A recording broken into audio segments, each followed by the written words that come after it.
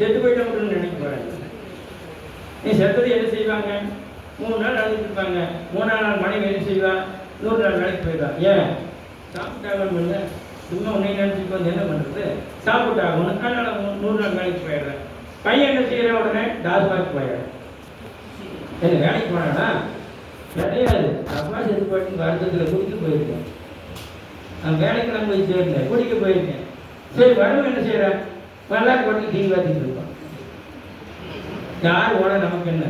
TV நல்லா ஓடுதா? சீக்கிரம் பார்த்துட்டு மல்லாக்கு போட்டு. ஏன் மல்லாக்கு போட்டு பார்க்குற? குப்பை கொடுத்தா தெரியாது. அதனால மல்லாக்கு போட்டு பார்க்குறேன். அடுத்த பார்த்தீங்கன்னா குழந்தை, வேற குழந்தைங்க, அது 2 டிவியிலே விளையாடுது. தாத்தா செத்தானா, யார் செத்தா நமக்கு வீடியோ கேம் பார்ப்போம்.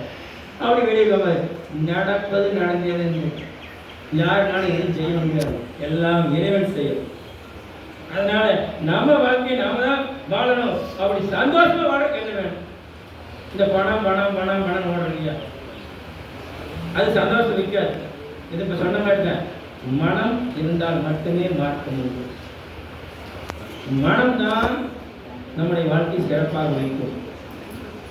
மனம் அது செம்மையானால் மந்திரம் செலுத்த வேண்டாம். மனம் அது செம்மையான நம்ம மந்திரத்தில் இல்லை. இசனை ஓட்டி, அம்மா ஓட்டி, ஆத்தா ஓட்டி, கேசு ஓட்டி, அல்லா ஓட்டி சொல்ல வேண்டிய அவசியம் கிடையாது. மனம் செம்மையான எல்லாம் போச்சு. அப்ப மனம் ஒன்று இருந்தால் வாழ்க்கை நன்றாக இருக்கும். அந்த மனம் சட்டத்தில் இருக்கிறதா, இங்கே தனிமனித ஒழுக்கத்தில் இருக்கிறதா? அதுதான் நம்ம